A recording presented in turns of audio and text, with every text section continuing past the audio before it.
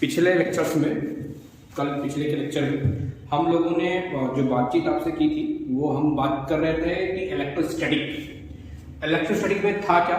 आपने कहा था कि हम जो प्रॉब्लम्स पढ़ रहे थे, प्रॉब्लम्स ये थी कि अगर हमें कोई चार्ज दिया गया है और उस चार्ज के वजह से जो इलेक्ट्रिक फील्ड हमें निकालनी थी वो हम कल पढ़ रहे थे।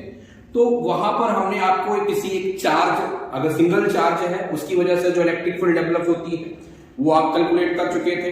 फिर आपको हमने सेट ऑफ चार्जेस, जब आपके पास हो नंबर ऑफ चार्जेस, आपके पास n चार्जेस हो, तो वहां पर हमने प्रिंसिपल ऑफ सुपरपोजिशन प्रिंसिपल लगा करके वहां पर हमने इलेक्ट्रिक फील्ड कैलकुलेट कर ली थी। इसके बाद हम आपसे जो बातचीत कर रहे थे वो कर रहे थे कि चार्ज, कंटिन्यूअस चार्ज डिस्ट्रीब्यूशन की वजह से जो इलेक्ट्रिक फील्ड डेवलप होगी, चाहे वो आपका लीनियर चार्ज डेंसिटी हो, चाहे आपकी वो सरफेस चार्ज डेंसिटी हो या वॉल्यूम चार्ज डेंसिटी हो, तीनों की वजह से जो इलेक्ट्रिक फील्ड थी वो हम कैलकुलेट कर रहे थे। कल का जो टॉपिक एक छूट गया था वो था कोऑर्डिनेट नोटेशंस। एक टॉपिक आपका था कोऑर्डिनेट नोटेशन। है तो बहुत आसान सा टॉपिक है कोऑर्डिनेट नोटेशन, लेकिन हम गलती यही करते हैं जब हम इलेक्ट्रोस्टैटिक में प्रॉब्लम सॉल्व करना शुरू करते हैं तो कोऑर्डिनेट नोटेशंस में ही हमसे गलती हो जाती है। इसकी वजह से हम इलेक्ट्रिक फील्ड जो है वो थोड़ी सी जो निकल के आती है उसमें कभी कभी प्रॉब्लम्स में क्या होता है कि आपसे कुछ पूछेंगे, आपसे न्यूमेरिकल वैल्यू पता पूछेंगे कि कितनी इलेक्ट्रिक फील्ड डेवलप होगी और उसका डायरेक्शन क्या होगा, तो वहां पर हम गलती कर जाते हैं। मैग्नीट्यूड तो हमारा सही निकल के आ जाता है, लेकिन डायरेक्शन जब हमको निकालनी होती है तो वहां हमारे पास जो है थोड़ा सा गड़बड़ हो जाता है। तो हम उसी पे आज आपसे बात करेंगे कि जब हमको इलेक्ट्रिक फील्ड निकालनी है और आप कोऑर्डिनेट नोटेशंस कैसे निकालेंगे। ठीक है, क्योंकि हमने आपसे बताया था कि मोस्टली जो प्रॉब्लम पूछी जाती है वॉल्यूम चार्ज डेंसिटी पे पूछी जाती है। ठीक है, तो आइए हम बात करते हैं। एक हमारे पास एक कोऑर्डिनेट सिस्टम है, कोऑर्डिनेट सिस्टम हम ले रहे हैं। ये हमारी एक्स एक्सिस है, ये हमारी वाई एक्सिस है और ये आपकी जेड एक्सिस है। ठीक है, यहां पर हमारे पास यहां पर हमने अपना चार्ज रखा है जिसको हम सोर्स पॉइंट कहते हैं, इसको हम सोर्स पॉइंट कहते हैं। और ये हमारा जहां पर टेस्ट चार्ज हम रखते हैं उसको हम फील्ड पॉइंट कहते हैं। ठीक है, ये आपका फील्ड पॉइंट हो गया।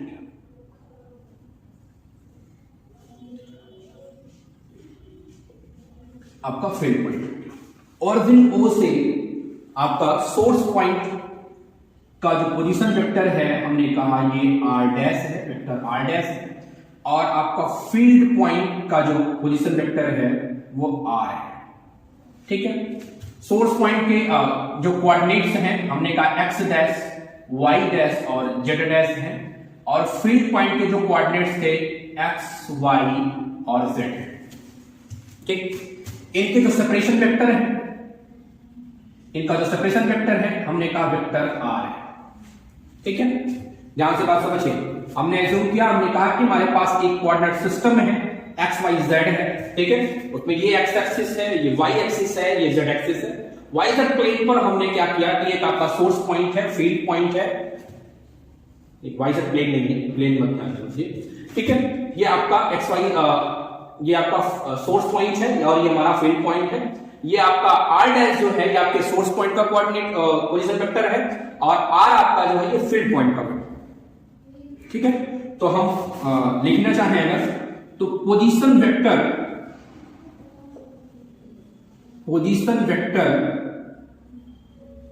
Of source point.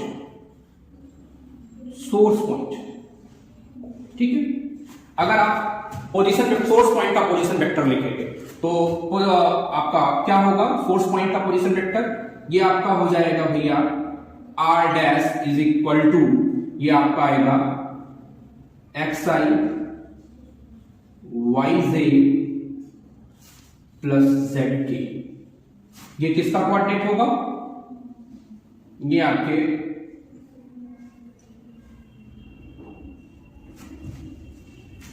Source point का।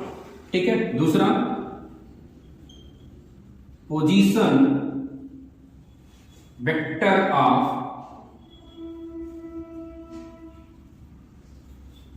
Position vector of field point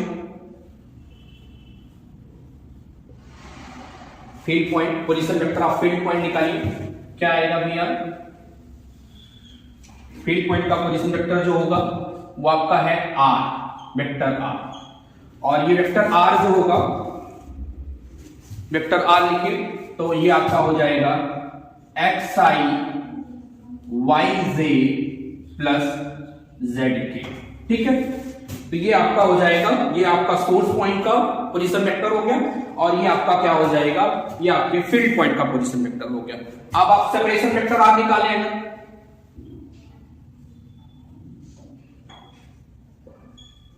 separation vector r, separation vector r आपका क्या होगा भैया? यहां सेपरेशन वेक्टर निकालिए। सेपरेशन वेक्टर आपका आर जो हो जाएगा वो आपका आएगा आर माइनस आर डैश, ये आर माइनस आर डैश। ठीक है, लिख लीजिए पहले। फिर आपका ये क्या हो जाएगा, x minus x dash i plus y minus y dash j plus z minus z dash. ये आपका सेपरेशन वेक्टर निकल के आ गया है आर। ठीक है, अब इस कोऑर्डिनेट सिस्टम में जब आप बात कर रहे हैं तो आपकी इलेक्ट्रिक फील्ड क्या हो जाएगी? सो इलेक्ट्रिक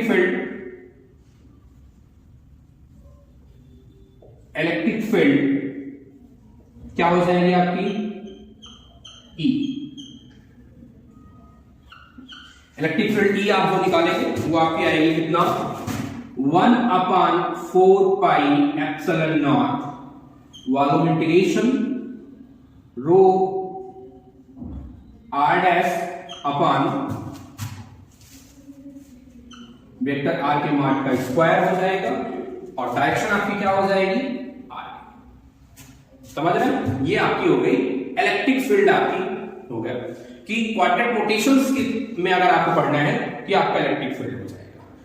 ध्यान रखेंगे कि क्वाड्रेटिक नोटेशन ध्यान रखेंगे जब आप मैग्नेटोस्टैटिक पढ़ेंगे, वहां पर जो मैग्नेटिक फील्ड होगी, जब मैग्नेटिक फील्ड निकालेंगे ना तो रहता सब कुछ ऐसा ही है, बस वहां पर आपका यहाँ जो आपने वॉल्यूम चार्ज डेंसिटी है ना, ये आपकी क्या हो जाएगी? ये चार्ज डेंसिटी यहाँ पर ये चेंज होकर के यहाँ पर करंट डेंसिटी आ जाती है।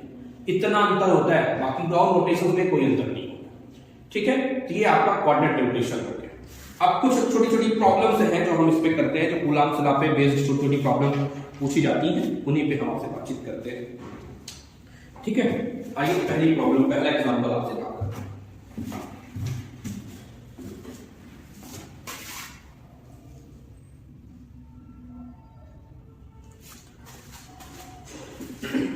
पहला एग्जांपल आपसे बात करते हैं।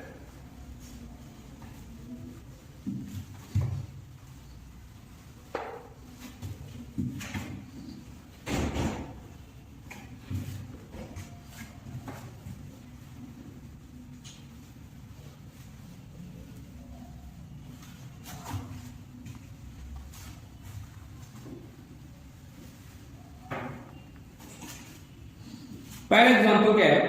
कहते हैं कि आपके पास दो चार्ज हैं। ठीक है, 2 चार्जेस आपको हम दे रहे हैं, दोनों का मैग्नीट्यूड आपका सेम है। दो चार्जेस आपके पास है और दोनों का मैग्नीट्यूड सेम Q और Q2, ये दोनों हैं। इन दोनों को हमने Q ही रखते हैं, प्लस दोनों पॉजिटिव चार्जेस हैं। ठीक है, दोनों के बीच की डिस्टेंस को हमने कहा 2L है। ठीक है, दोनों के बीच की डिस्टेंस कितनी? 2L है। तो ऐसा फिगर नीचे बना दे, फिगर नीचे बनाएंगे तो ऊपर उठना है। तो एज्यूम कर रहे हैं कि हमारे पास कोई दो चार्ज हैं, पॉजिटिव चार्ज दोनों हैं। ठीक है, इन दोनों चार्जेस को आपने एक दूसरे से स्मॉल डिस्टेंस 2L पर प्लेस किया है। इसी के मिड पॉइंट से कोई एक पॉइंट आपका है, मिड पॉइंट से कैपिटल D डिस्टेंस पर कोई एक पॉइंट P है जहां पर हमें इलेक्ट्रिक फील्ड बतानी, रिजल्टेंट इलेक्ट्रिक फील्ड। दोनों चार्जेस की वजह से जो रिजल्टेंट इलेक्ट्रिक फील्ड है वो आपको बतानी है। ध्यान से पहले क्वेश्चन समझ लीजिए। क्वेश्चन क्या है कि आपके पास दो चार्जेस हैं, दोनों को आपने एक दूसरे से स्मॉल डिस्टेंस 2l पर रखा है और इससे स्मॉल, इसके मिड पॉइंट से स्मॉल d डिस्टेंस पर कोई एक पॉइंट P है जहां पर आपको इलेक्ट्रिक फील्ड की इंटेंसिटी को बताना है। मिड पॉइंट जो है, चलिए इसके मिड पॉइंट को हम नाम देते हैं O पॉइंट देते हैं। मिड पॉइंट है तो यहां से ये डिस्टेंस आपकी क्या हो जाएगी, L हो जाएगी, और यहां से ये डिस्टेंस आपकी ये भी L होगी। ठीक है, L हो गई। अब इसको फर्स्ट चार्ज कहते हैं और इसको सेकंड चार्ज कहते हैं। ठीक है, ये डिस्टेंस हमने मिला दिया यहां से और ये डिस्टेंस यहां मिला दिया, से इसको पॉइंट A कहते हैं, से इसको पॉइंट B हमने कह दिया। ठीक है, फर्स्ट चार्ज की वजह से जो इलेक्ट्रिक फील्ड क्रिएट होगी उसको हमने E1 कहा है और आपने पढ़ा ही होगा कि same charge are repel to each other. ठीक है, सेम चार्ज क्या करते हैं, दूसरे को रिपेल करते हैं, तो वो हम आपसे कहेंगे same charge are repel to each other and opposite charge are attract to each other. ठीक है, तो डायरेक्शंस अवे हो जाएगी इसकी, और यहां से अब दूसरे चार्ज की वजह से जो इलेक्ट्रिक फील्ड क्रिएट होगी उसको हमने कहा E2 है। ठीक है, तो electric field due to first charge E1 क्या हो जाएगा, मैग्नीट्यूड इसका, ये डिस्टेंस आप R है, इसको हमने R मान लिया, यहां भी ये R हो गया। ठीक है, ये कितना हो जाएगा 1/4 pi epsilon not Q upon R², पहले चार्ज है। ठीक है, इसको इक्वेशन नंबर 1 मान लेते हैं। दूसरे चार्ज की वजह से करिए, E2 क्या हो जाएगा 1/4 pi epsilon not Q upon R², equation number 2। From 1 and 2 आप देखो तो आपको क्या लगेगा, फ्रॉम 1 एंड 2 दोनों का मैग्नीट्यूड सेम है, 1 एंड 2 क्या है, magnitude of E1 equal to magnitude of E2 के, दोनों का मैग्नीट्यूड सेम। ठीक है, हमें क्या निकालना है, ध्यान से समझिए। P पर आपकी जो रिजल्टेंट इलेक्ट्रिक फील्ड होगी वो कैलकुलेट करना है। ठीक है, तो अब आप क्या करेंगे कि जो E1 और E2 की जो इलेक्ट्रिक फील्ड्स है उसको उसके कंपोनेंट फॉर्म में तोड़ देंगे। ब्रेक करिए, आप जानते हैं कंपोनेंट में दो कंपोनेंट निकलेंगे, कौन कौन से, हॉरिजॉन्टल कंपोनेंट और वर्टिकल कंपोनेंट। इसके लिए पहले यहां पर क्वाड्रेंट रोटेशन बना लेना। ये आपकी एक्स एक्सिस हो गई और ये हमारी वाई एक्सिस हो गई। बना लिया करिए, कभी भी जब आप प्रॉब्लम सॉल्व करने बैठा करिए ना तो पहले तो एक्सिस पर, अगर ऐसे फिगर वाले क्वेश्चन मिले तो यहां पर पहला काम आप क्वाड्रेंट रोटेशन बना लिया करिए, आपको तब आसानी हो जाएगी करने में।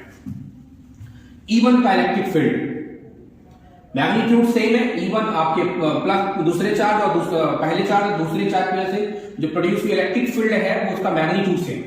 अब आपको रिजल्टेंट इलेक्ट्रिक फील्ड बतानी है पॉइंट P पर, तो हम क्या करेंगे, जो पहले चार्ज की वजह से जो इलेक्ट्रिक फील्ड क्रिएट हो रही है उसको उसके कंपोनेंट्स फॉर्म में ब्रेक कर ले। कौन कौन से कंपोनेंट, हॉरिजॉन्टल और वर्टिकल कंपोनेंट में तोड़िए। इसका हॉरिजॉन्टल पॉइंट ये होगा, E1 का हॉरिजॉन्टल एक्सिस ये होगी, तो निकालिए तो क्या हो जाएगा E1 cos थीटा। ठीक है, और इसकी जो होगी वो निकल के आएगी क्या, वर्टिकल कंपोनेंट आ जाएगा E1 sin थीटा। एक सेकंड, एंगल यहां पर मान ले हैं, इसको हमने थीटा कह दिया, ये भी एंगल आपका थीटा होगा, ये भी एंगल आपका थीटा होगा, ये भी एंगल आपका थीटा ही होगा। ठीक है, तो ये आपका आ गया कितना, E1 इसका वर्टिकल जो horizontal component E1 cos theta हो गया और वर्टिकल E1 sin थीटा। ऐसे ही सिमिलरली E2 का निकाल लीजिए। E2 का देखिए, E2 sin थीटा आपका वर्टिकल हो जाएगा और E2 cos थीटा इसका हॉरिजॉन्टल। ठीक है, अब आप देखिए एंगल्स, यहां आपने क्या देखा है, E1 और E2 का मैग्नीट्यूड सेम है। एंगल भी अगर सेम हो जाएगा, अगर एंगल भी सेम होगा तो E2 वाला जो टर्म आपका E2 sin थीटा और E1 sin theta magnitude same है, डायरेक्शन अपोजिट है, तो कैंसिल आउट हो जाएंगे। ठीक है, इसका मतलब show electric field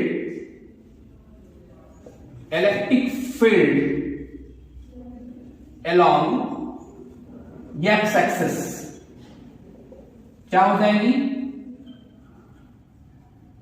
electric field along x axis. देखिए बात समझिए, यहां आपने देखा E1 और E2 मैग्नीट्यूड सेम है, डायरेक्शन आपका एंगल भी सेम है, ठीक है, डायरेक्शन अपोजिट है, तो वैल्यू सेम, मैग्नीट्यूड सेम हो गया, कैंसिल आउट कर जाएंगे, एक्स एक्सिस के अलग इलेक्ट्रिक फील्ड आपकी zero.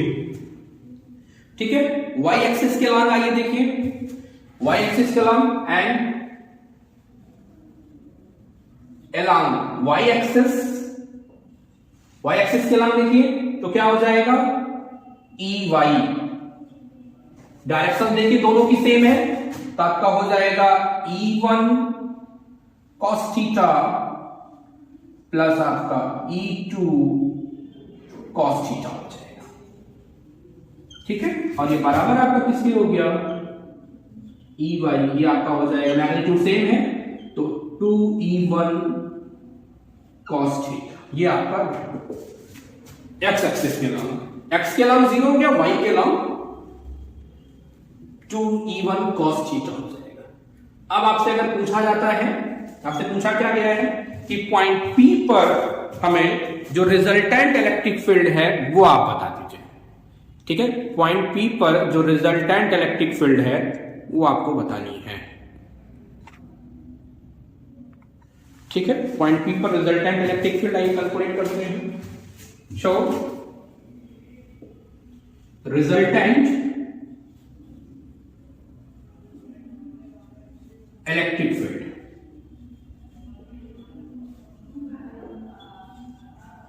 So resultant electric field किसके अलावा मिलेगी भैया हमें, रिजल्टेंट इलेक्ट्रिक फील्ड की जो मिलेगी ये आपको मिलेगी किसके अलावा, वाई एक्सिस के अलावा, और ये आपका रिजल्टेंट इलेक्ट्रिक फील्ड ई आपका जो हो जाएगा ये ई वाई, और डायरेक्शन इसकी क्या हो जाएगी, अपवर्ड।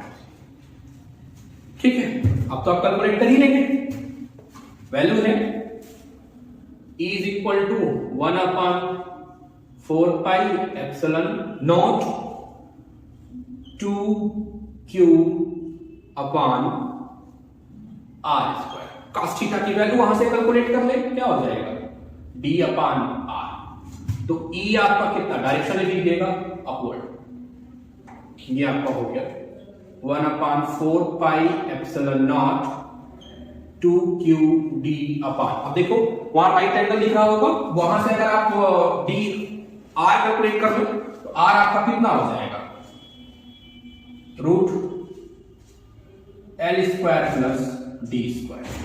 ठीक है, ये आपका कितना हो गया भैया, L square plus D square की पावर 3/2, तो डायरेक्शन क्या होगी, वाई एक्सिस, अपवर्ड डायरेक्शन। तो ये ध्यान रखेंगे, यहां हमसे पूछा जब जाता है कि आप इलेक्ट्रिक फील्ड बताइए तो मैग्नीट्यूड तो आप निकाल ही ले जाते हैं, लेकिन प्रॉब्लम आपके सामने कहां आती है कि जब आपसे कह देते हैं कि आप डायरेक्शन बता दो। ठीक है, तो डायरेक्शन में आप गलती होती है, तो ये ध्यान रखेंगे। एक्स एक्सिस के अगर पूछता है ऐसे प्रॉब्लम्स में तो आप कह दोगे एक्स एक्सिस के अलावा इलेक्ट्रिक फील्ड जीरो होगी, वाई एक्सिस के अलावा फील्ड आपको मिलेगी, उसका मैग्नीट्यूड ये होगा, डायरेक्शन अपवर्ड होगी और मैग्नीट्यूड ये मिलेगा। ठीक, ये पहली प्रॉब्लम, पहला एग्जांपल है। आइए दूसरा एग्जांपल आपसे करते हैं।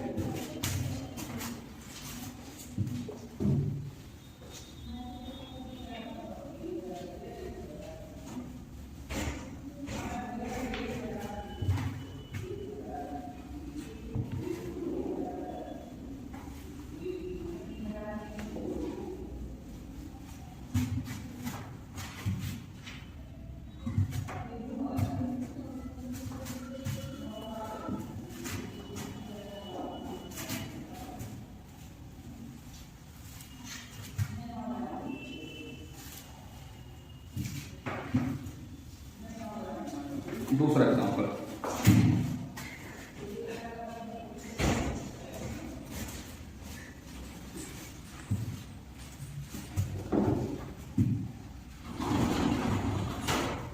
दूसरा एग्जांपल क्या है?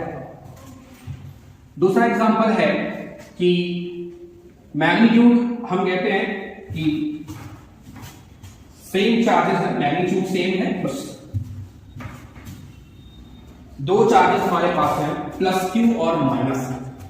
ये दो चार्ज हैं, प्लस क्यू एंड दूसरा आपका है माइनस क्यू। दो चार्ज, दोनों को हमने एक दूसरे से स्मॉल डिस्टेंस 2l पर रखा है, ठीक है। इससे मिड पॉइंट पर कोई आपका पॉइंट P है जहां पर आपको इलेक्ट्रिक फील्ड को कैलकुलेट करना है। अब आपको लग रहा होगा कि तो डाइपोल वाली प्रॉब्लम, हाँ डाइपोल वाली प्रॉब्लम ही है, ऐसे ही प्रॉब्लम पूछी जाती है, लेकिन डाइपोल से वहां उतना काहे कैलकुलेशन करना। चलिए डाइपोल मोमेंट निकालिए, वो सब करिए, तो बस ये बहुत इजीली हो जाती है प्रॉब्लम। मिड पॉइंट आपका O है, इसको हमने A नाम दे दिया, इस पॉइंट को हमने B नाम दे दिया, ठीक है। ये हमारा पहला चार्ज था, ये हमारा दूसरा चार्ज है। हमने बताया था पहला काम आप क्या करेंगे, पहले आप एक्सिस बना लीजिए, ये एक्स एक्सिस हो गई और ये हमारी वाई एक्सिस, ठीक है।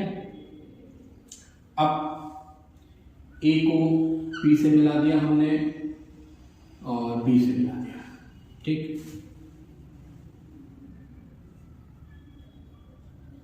अब इलेक्ट्रिक फील्ड लाइंस की डेफिनेशन याद रखिए, आप क्या कहते हैं, पॉजिटिव चार्ज का जो आपकी जो इलेक्ट्रिक फील्ड लाइंस होती है प्लस क्यू से निकलती है और माइनस क्यू पर टर्मिनेट होती है। ध्यान रखिएगा, मतलब माइनस क्यू की डायरेक्शन में अगर नेगेटिव चार्ज है तो in the direction of negative charge होंगी, और पॉजिटिव चार्ज है तो away from the positive charge होंगी। तो वहीं से हम इसको करेंगे। देखिए इलेक्ट्रिक फील्ड अगर प्लस क्यू चार्ज से निकालें तो हमने कहा पहला चार्ज आपका है ये E1 हो जाएगा, ठीक है। और दूसरे चार्ज से हमारी जो इलेक्ट्रिक फील्ड है वो हमने कह दिया E2, ठीक। और इनका रिजल्टेंट आपका जो है ये E है, रिजल्टेंट का, ठीक। हमने कहा ये एंगल आपका थीटा, ये भी एंगल आपका थीटा होगा, ये एंगल आपका थीटा, ये भी एंगल आपका थीटा, ठीक है। तो इलेक्ट्रिक फील्ड निकालिए, electric field due to first charge क्या हो जाएगा, मैग्नीट्यूड E1, और ये आएगा कितना 1/4 पाई एप्सिलॉन नॉट, ठीक है, Q अपॉन R। ये भी निकल के आएगा, इसको इक्वेशन नंबर 1 देते हैं, ठीक है। ड्यू टू सेकंड चार्ज अगर आप निकालें E2, तो E2 कितना आ जाएगा 1/4 pi epsilon not Q upon R²। इसको इक्वेशन नंबर 2 कहते हैं, ठीक है। मैग्नीट्यूड दोनों का same, from equation number 1 and 2 क्या है, mod of E1 equal to mod of E2। Magnitude दोनों का सेम। अब आप क्या करोगे, जब मैग्नीट्यूड दोनों का सेम है तो अब आप क्या करोगे, इनको कंपोनेंट्स फॉर्म में ब्रेक करेंगे। ब्रेक करिए, E1 का पहले करते हैं, ठीक है। E1 का पहले हॉरिजॉन्टल कंपोनेंट और वर्टिकल कंपोनेंट दो में आप ब्रेक करेंगे, ठीक है। पहले E1 का ब्रेक करें। E1 का जो आपका हॉरिजॉन्टल और वर्टिकल कंपोनेंट आपको निकालना है, ध्यान से समझिएगा। तो E1 का पहले आप हॉरिजॉन्टल निकालिए, क्या होगा E1 cos थीटा, और vertical component E1 sin theta, ठीक। E2 का कैलकुलेट करें, E2 का horizontal component E2 cos theta, vertical component आपका क्या हो जाएगा E2 sin थीटा, ठीक है। अब ध्यान से समझिए, electric field along X axis निकालिए। सो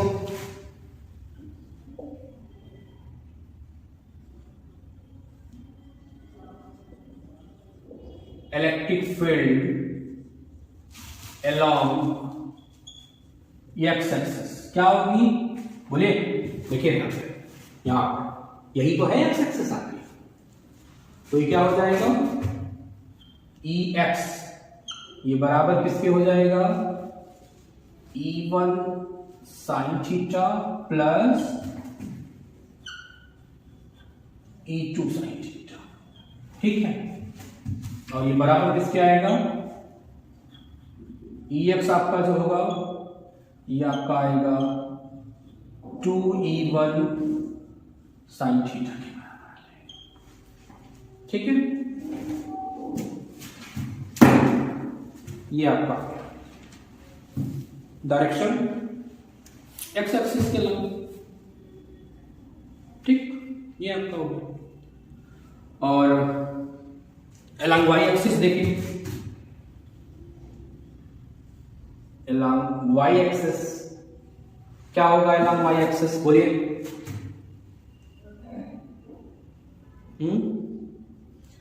वाई एक्सिस के अलॉन्ग 0, कैसे 0, E1 cos theta E2 cos theta, magnitude same है, डायरेक्शन अपोजिट है, तो क्या हो जाएगी 0। तो y एक्सिस के अलावा इलेक्ट्रिक फील्ड आपकी क्या हो गई 0, ठीक है ना। श्योर रिजल्टेंट या हेंस रिजल्टेंट इलेक्ट्रिक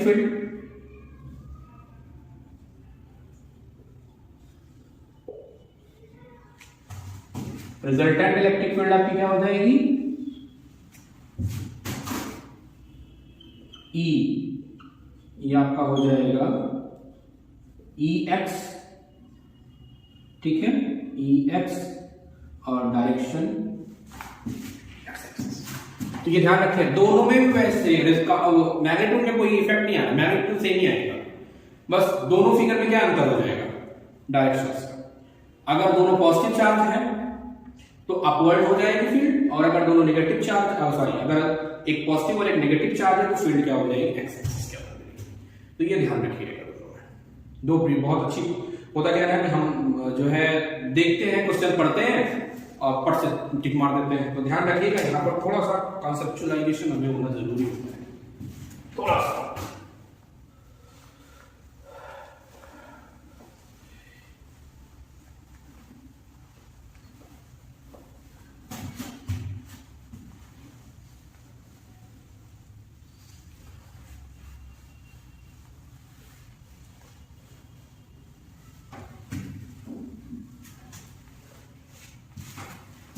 ये एक प्रॉब्लम पीसी से पूछी गई, उसको हम आपसे चर्चा कर रहे हैं कि कह रहे हैं कि टू चार्जेस प्रॉब्लम देखिएगा, ये एग्जांपल देखिएगा, two charges Q1 and Q2, two charges Q1 and Q2 placed close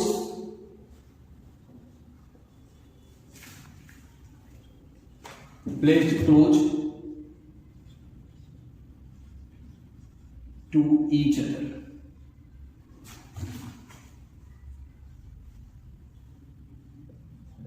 close to each other, ठीक है।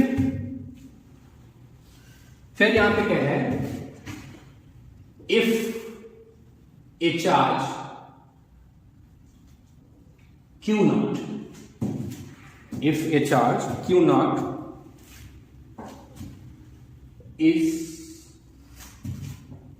brought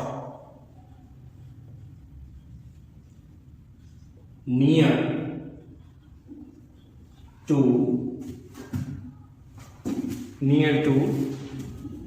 it,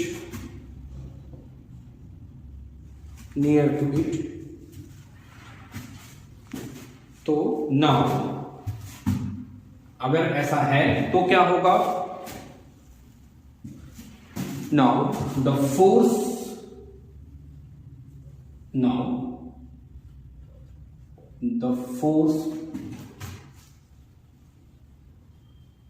exerted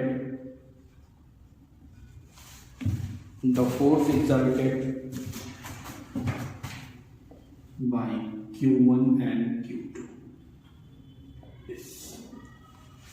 ये क्वेश्चन है, समझिए। कह रहे हैं कि दो चार्जेस आपके पास है, two charges Q1 and Q2 placed close to each other. If a charge Q0 is brought near to it, now the force exerted by Q1 and Q2. कह रहे हैं दो चार्जेस आपके पास हैं, सही, दो चार्जेस ये हमारे पास हैं Q1 and Q2, इनको आपने बहुत क्लोज एक दूसरे से प्लेस कर रखा है। कोई तीसरा चार्ज यहां पर ले आ रहे हैं Q0, तीसरा चार्ज आ रहा है, तो कह रहे हैं कि अब आप बताइए कि इन दोनों के बीच लगने वाला जो फोर्स होगा वो कैसा होगा, मतलब क्या इफेक्ट आएगा फोर्स पे ना। कूलम्ब्स लॉ आपने पढ़ा है, F प्रोपोर्शनल किसके हो जाएगा, Q1 Q2 के होते हैं, और डिस्टेंस के इनवर्सली प्रोपोर्शनल होता है। तो जब ये Q0 चार्ज आया, ठीक है, तो क्या हो गया, हमने ना तो इनकी डायरेक्ट लेंथ में कोई चेंज किया, ना तो दोनों का मैग्नीट्यूड में कोई चेंज हुआ, तो क्या हो जाएगा, फोर्स पर कोई असर ही नहीं होगा। ठीक है, तो इसका मतलब क्या हो जाएगा कि अगर ऐसा होगा तो आपके दोनों के बीच जो Q1 और Q2 के बीच में जो फोर्स लग रहा है उस पर कोई इफेक्ट नहीं होगा, ये ध्यान रखेंगे।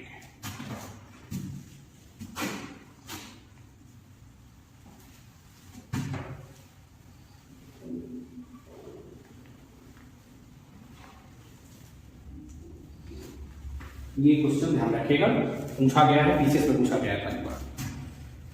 और अगला क्वेश्चन करते हैं कि हमारे पास 3 चार्जेस हैं, ठीक है, 3 चार्जेस हैं,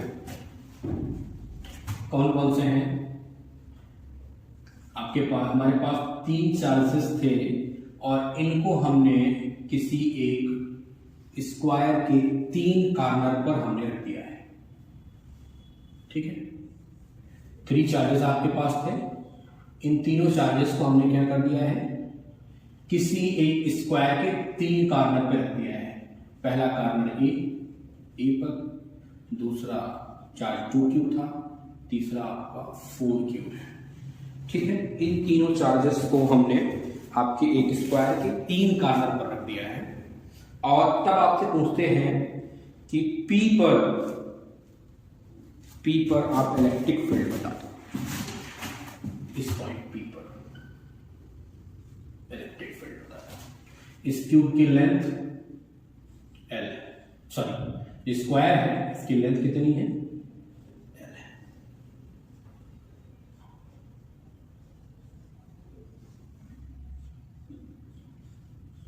ठीक है, कह रहे हैं कि L लेंथ का आपके पास एक स्क्वायर है, उसके 3 कॉर्नर पर हमने 3 चार्जेस Q, 2Q और 4Q हमने प्लेस कर दिया है।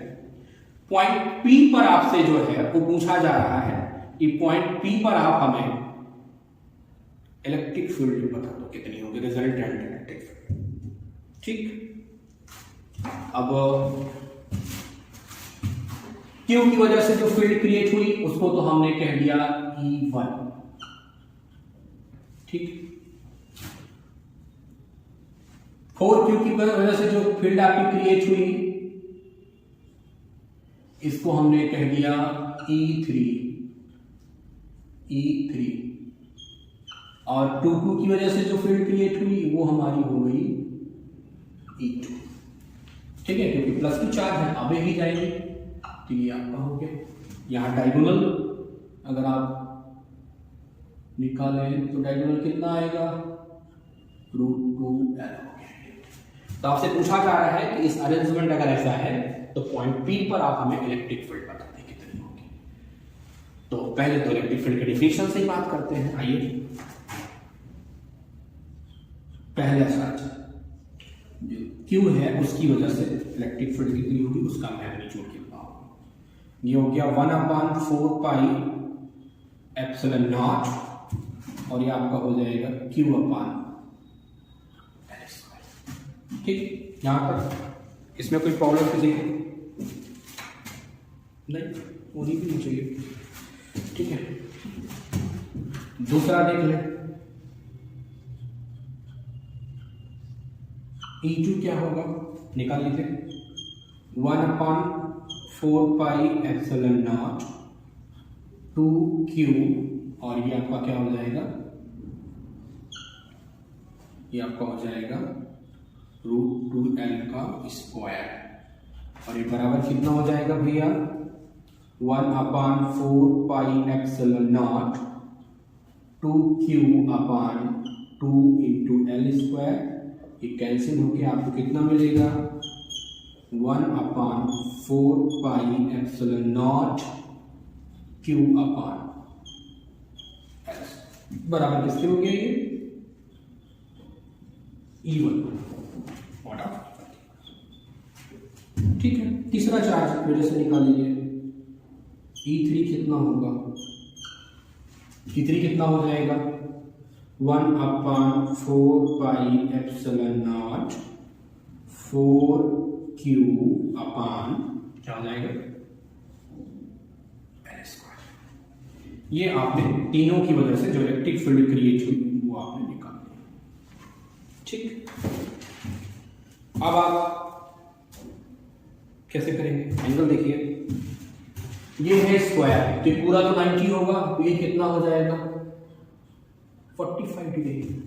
ये आपका ये कितना हो जाएगा, ये भी 45 डिग्री, जानते हैं क्योंकि पैरेलल लाइन से दोनों, एंगल 45 हो गया। तो रिजल्टेंट फील्ड निकालिए।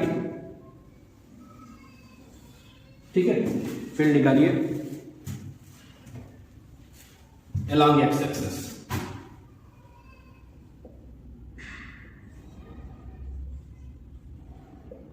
Electric field along x axis, बताइए कितना आएगा, कैलकुलेट करते रहा करिए। ठीक है, निकालिए, ये आपका हो जाएगा EX, x एक्सिस से आप निकाल रहे हैं तो mod of E1 plus E2 को उसके कंपोनेंट फॉर्म में तोड़ेंगे, हॉरिजॉन्टल कंपोनेंट उसका दिखेगा, वो कितना आएगा, E2 cos 45। ठीक, मॉड, और E3 नो, E3 क्या हो जाएगा, कंपोनेंट फॉर्म मिलेगा नहीं, cos 90 की वैल्यू क्या होती है, 0, तो मिलेगा EX कितना मिलेगा, E1 प्लस E2 cos 45 की वैल्यू 1/, ये आपको x एक्सिस के नाम मिलेगी। ठीक है, x के अलावा इलेक्ट्रिक फील्ड आपकी इतनी होगी। अब आप y के अलावा पूछ लीजिए, अलाउ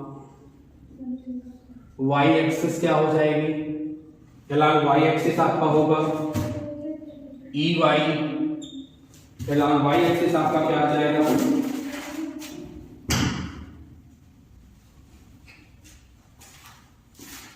अलाउ y एक्सिस आपका क्या आ जाएगा, निकालिए। अब अलाउ y एक्सिस जब आप कैलकुलेट करने जाएंगे तो क्या होगा, E वाला कंपोनेंट तो मिलेगा नहीं, 0 हो जाएगा। ठीक है, क्यों, क्योंकि वो भी तो परपेंडिकुलर हो जाएगा, E1 sin 90। ठीक है, तो ये भी 0 हो गया, E1 वाला कंपोनेंट 0 हो गया। ठीक है, बचेगा क्या, E3 बचेगा, एक सेकंड, E3 और ये क्या बचेगा, E2 sin 45। ठीक है, ये बचेगा। तो अगर आप रिजल्टेंट निकालें, ये आपका आ जाएगा मॉड ऑफ E3 और मॉड ऑफ E2/2। ये x के लाभ, अगर आपसे x के लाभ पूछता है तो ये y एक्सिस के लाभ ये है। आपसे पूछ रहा है पॉइंट P पर रिजल्टेंट बता दीजिए, hence resultant electric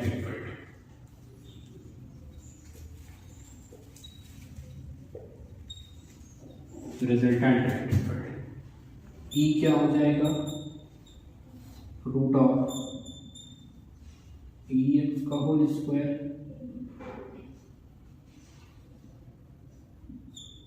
plus E Y naught का होल स्क्वायर। ठीक है, ये आपका हो जाएगा मैग्नीट्यूड।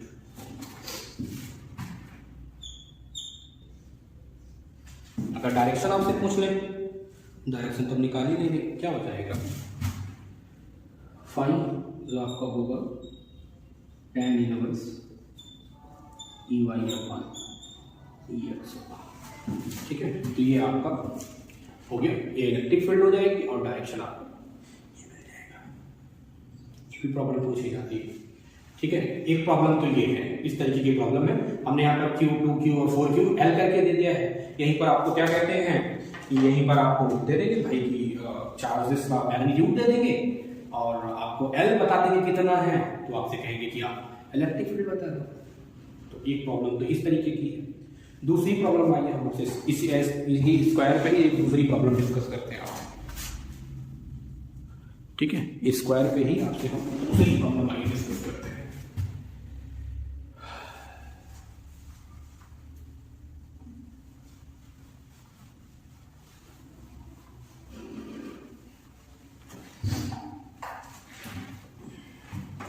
जो लोग हरियाणा एमपी की भी तैयारी कर रहे होंगे ना, हरियाणा की हायर एजुकेशन में वैकेंसी आई थी, उसमें भी आप ध्यान रखें, क्योंकि वहां पर तो पेपर सब्जेक्टिव आना है, तो उसमें भी इस तरीके की प्रॉब्लम पूछी जा सकती है।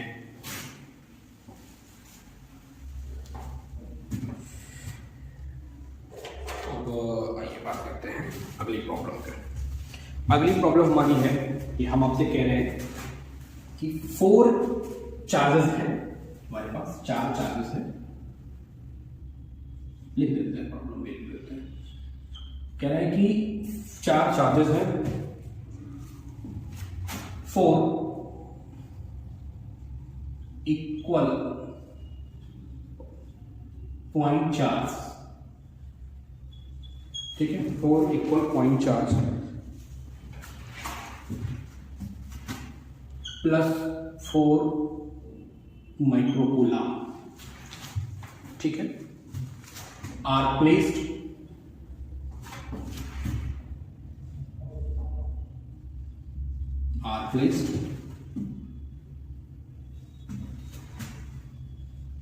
at 4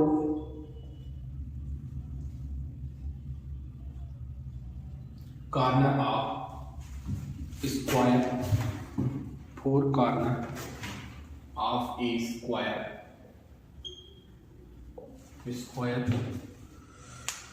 4 corner of square, 4 corner of square, that is 40 centimeter, that is 40 centimeter on a side,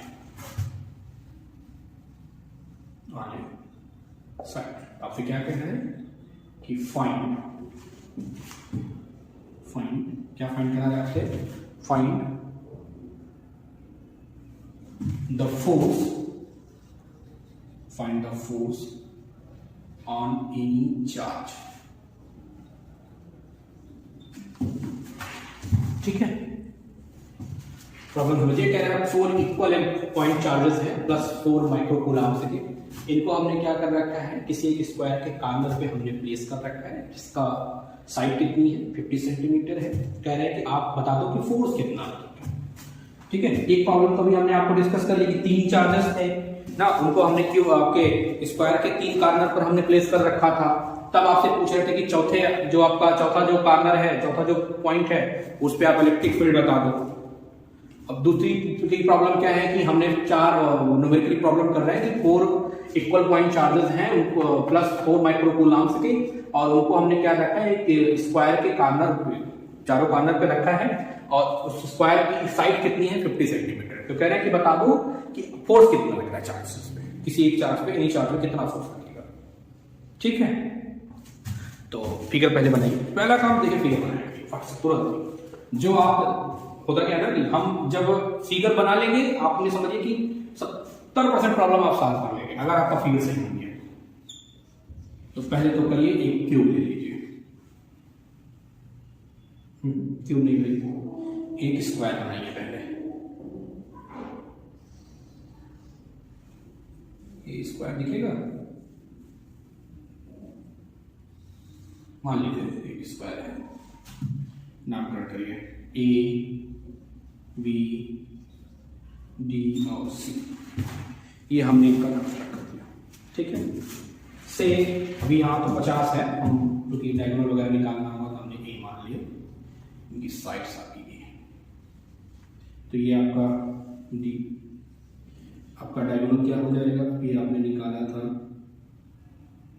diagonal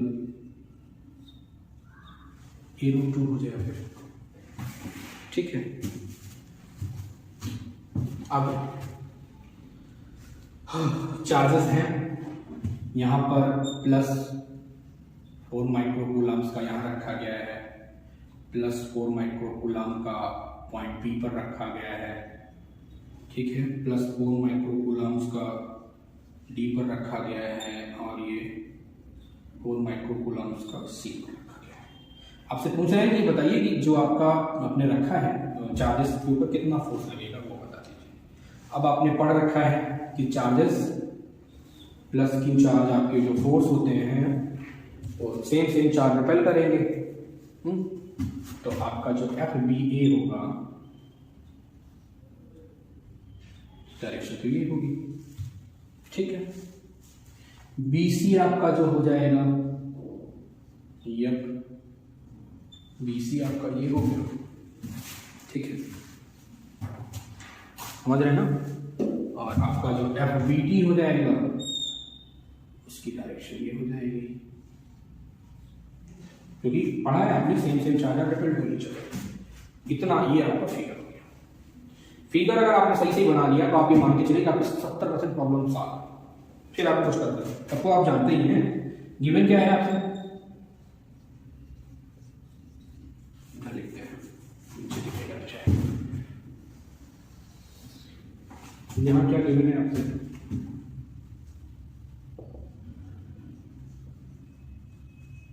given that, क्या गिवन है, Q कितना है 4 × 10⁻⁶ कूलम। मोस्टली आप MKS में ही रखा करें, MKS में क्या होता है ना, आंसर्स MKS में ज़्यादा क्वेश्चन पूछे जाते हैं, यूनिट आप MKS से रखा करें। और A कितना दिया है आपका 0.5 मीटर दिया है। आपसे पूछा क्या जा रहा है, फोर्स बता दीजिए according to Coulomb's law. Force कितना होगा, डेफिनेशन तो जानते ही है, Coulomb's law, yup 1/4 pi epsilon naught Q1 Q2 upon A square हो जाएगा। सारी वैल्यूज आपके पास नोट है ना।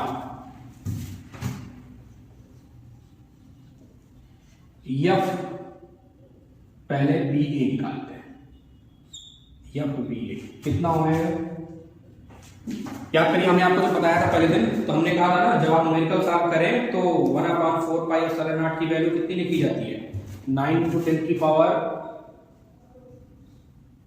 10⁹ Q1 Q2 4 × 10⁻⁶ है, तो Q1 Q2 क्या हो जाएगा 4 × 4 16 × 10⁻⁶ × 10⁻⁶ 10⁻12, ठीक है। A कितना है 0.5 स्क्वायर, ठीक है। सॉल्व करेंगे तो आपका ये जो आएगा, सॉल्व करेगा तो आपका आएगा ये पॉइंट, हमको सॉल्व करके लिए हैं तो 0.576 न्यूटन इतना आएगा, ठीक। अब BC निकाल लीजिए,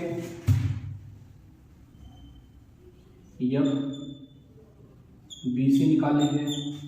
BC कितना होगा, वही 9 × 10⁹ 16 इंटू 10 की पावर -12 अपॉन 0.5 का होल स्क्वायर, और ये आपका क्या हो जाएगा 0.576 न्यूटन। अब बचा आपका क्या BD या BD। या BD कितना हो जाएगा 9 इंटू 10 की पावर 9, 16 इंटू 10 की पावर -12, और ये कितना हो जाएगा, यहाँ देखिए a इंटू √2 है तो 0.5 इंटू √2 की वैल्यू कितनी होती है 1.41 का स्क्वायर। सॉल्व करें तो ये आएगा कितना 0.2897। देखिए ये तो आ गया। कभी कभी सिग्निफिकेंट फिगर भी ध्यान रखा करें, सिग्निफिकेंट फिगर भी ध्यान रखें। ये 6 है तो यहाँ 8 हो जाएगा, ये 6 है तो यहाँ 8 हो जाएगा, ये 7 है तो यहाँ 1 ऐड हो जाएगा। सिग्निफिकेंट फिगर में कभी कभी पूछ लेते हैं सही आपसे कि फ्रॉम पॉइंट डेसिमल के 3 अंक तक, डेसिमल के 4 अंक तक, तो इस तरीके से पूछ लेंगे तो आप उसमें भी कर सकते हैं। ठीक है, प्रॉब्लम थोड़ा सा बोर्ड में जगह कर नोट कर दीजिएगा। प्रॉब्लम फिलहाल नोट से जाएगी, उसमें तो प्रॉब्लम नोट ही रहेगी। फिगर थोड़ा सा नहीं मिटाएंगे क्योंकि फिगर से आपको समझाना होगा अभी।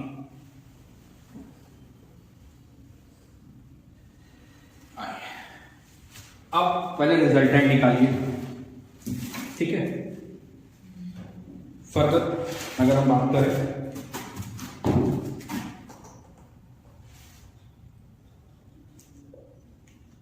Further mod of FAB magnitude of FBA और मैग्नीट्यूड ऑफ FBC। ठीक है, तो क्या होगा, क्योंकि दो देखिए दोनों के बीच का एंगल 90 है, तो ये कितना हो जाएगा, और मैग्नीट्यूड भी सेम है, मैग्नीट्यूड सेम ही आ रहा है, तो ये आपका हो जाएगा 2F।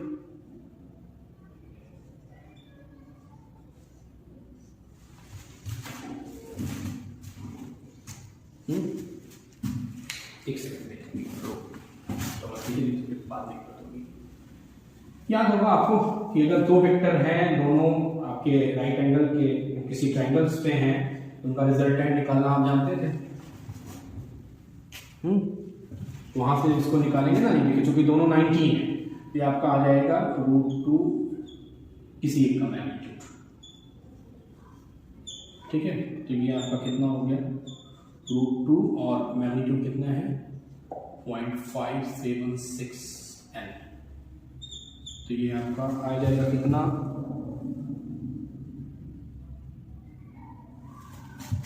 ये 0.81 0.8145 मीटर, इतना हो जाएगा आपका। अब ये तो रिजल्टेंट FB और BC का हो गया ना। अब जो रिजल्टेंट आपका FB और BC का होगा वो FD के सेम डायरेक्शन में होगा। ठीक है, तो ऐड हो जाएंगे आपके साथ। यहां पर एक लाइन हम लिख दे रहे हैं,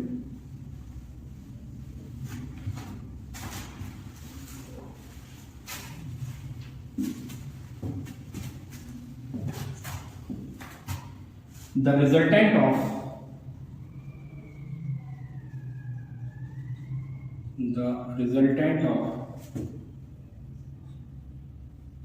FBA and FBC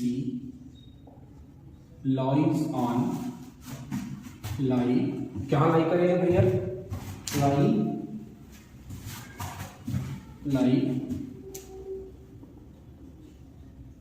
in the direction of किसके FBD के शो। ठीक है, FBD के सो नेट फोर्स आपसे पूछ रहा था ना, नेट फोर्स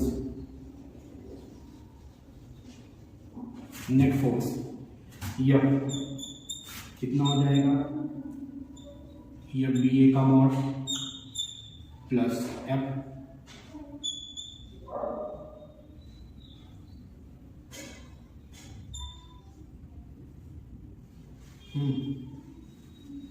ये क्या निकल के आया था, मॉड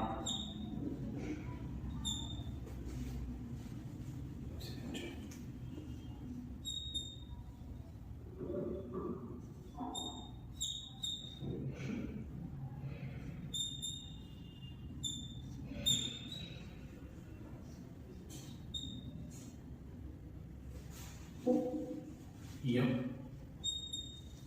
बी डी, ठीक। तो ये आपका कितना हो गया, 8145 प्लस 0.2897 और ये कितना आएगा, ऐड करेंगे आप तो 1.1042 न्यूटन इतना आएगा, ठीक। और अगर डायरेक्शन आपसे पूछ लेगा क्या है, डायरेक्शन क्या होता है, अभी आपने यहाँ लिखा ना कि रिजल्टेंट आ जब भी ये B C lie the direction of F, sorry F यहाँ पर बी डी होगा, बी डी ना, जब बी डी की डायरेक्शन में है तो लैम्डा टाइम होगा, आउटसाइड टाइम डायरेक्शन क्या हो जाएगी, आउटसाइड लैम्डा टाइम।